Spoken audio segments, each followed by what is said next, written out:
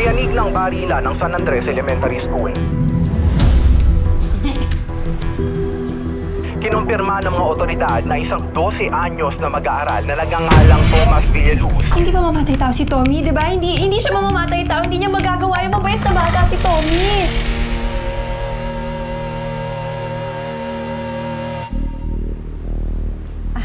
Hello po. Ako po si Patricia Velez. Pati na lang po for short. Meron ka bang experience sa pagiging kasambahay? Kailangan kasi namin ng all-around helper dito.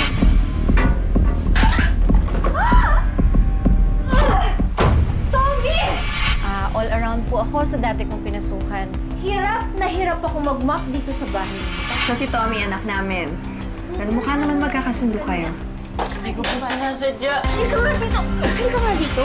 Naglalaba po ako, nagluluto, nagpaplansya, at tumutulong na rin sa pag-aalaga ng bata. Para kang nanay mo na burara, Hindi okay? ko nabuli din. Si Tommy po pala nandun sa kwarto niya, nag-aaral. Alam niyo, Sir Mike, ang gwapo-gwapo niyo. Kapag tinanggap niyo ako, hindi po kayo magsisisi. Pati, tanggap ka na. Sarap ng baon mo ah. Akin yan! Ibalik niyo sa akin!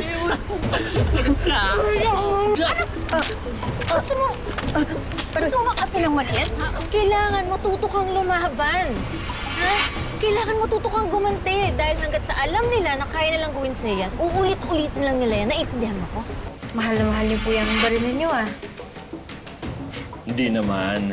Sabi po ni nanay, pag may nabubuli po sa akin, sabihin ko na lang daw po sa mga teachers. Mali ang nanay mo. Kailangan, pag may nanakit sa'yo, gumanti ka. Binugbog po nila ako, sir. Hinakampihan niyo pa sila.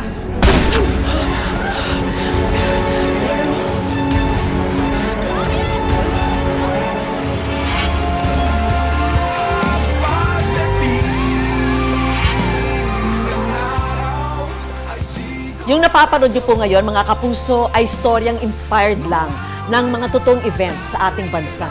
Ang kapatid ni Aizel na si Miguel, nagkaroon ng alitan tungkol sa 10 pisong sukle na nagdulot ng pagkamatay niya. Nagulat na lang daw po lahat na ayun nga po, bigla nga po siyang sinapit.